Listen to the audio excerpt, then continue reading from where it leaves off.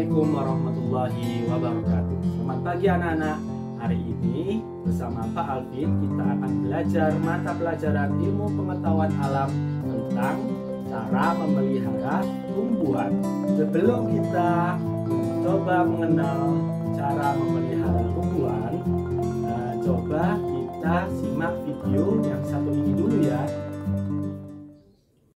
Puluhan hektar lahan cabai di Kabupaten Bogor mengalami gagal panen. Cabai yang seharusnya sudah bisa dipanen oleh petani, banyak yang membusuk terserang hama. Bahkan beberapa batang pohon cabai juga mati mengering.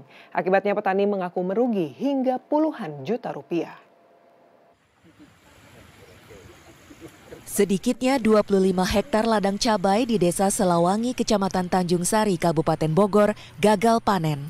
Banyak cabai yang seharusnya sudah bisa dipanen oleh petani membusuk terserang hama. Bahkan beberapa batang pohon cabai juga mati mengering. Selain karena cuaca dan hama, faktor minimnya pupuk menjadi penyebab gagal panen ini. Untuk menghindari kerugian yang lebih besar, para petani pun terpaksa memilah cabai yang masih bisa dijual, meskipun lebih banyak cabai yang terbuang. Kondisi ini diakui petani sudah terjadi selama 3 bulan. Padahal setiap kali panen raya, total pendapatan petani bisa lebih dari 5 miliar rupiah. Nah, itu tadi video tentang cabai yang gagal panen, yang ternyata hasilnya busuk, tidak bisa digunakan lagi. Nah, menurut kalian kira-kira penyebabnya apa saja ya? Coba kalian jawab.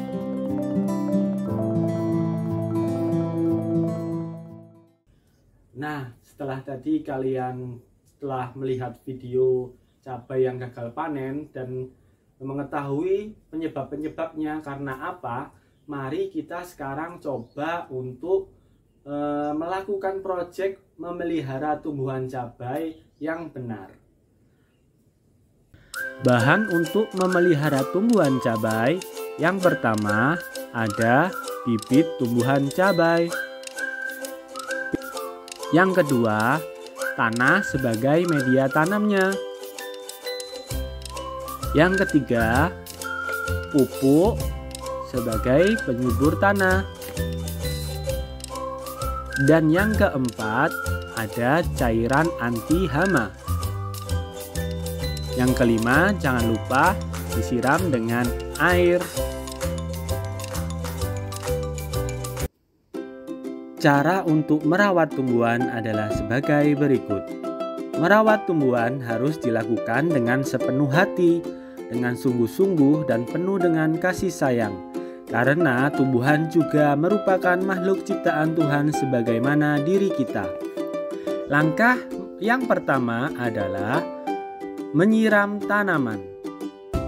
Air sangat bermanfaat bagi tumbuhan untuk proses fotosintesis. Jika tumbuhan mendapatkan air yang cukup, ia akan tumbuh dengan baik. Sebaliknya, bila tumbuhan kekurangan air, maka ia akan kering, layu, dan pada akhirnya akan mati. Langkah yang kedua yaitu memberinya pupuk.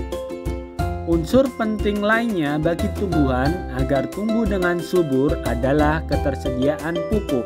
Yang perlu kita perhatikan adalah pemberian pupuk harus tepat atau sesuai dengan dosis atau takarannya.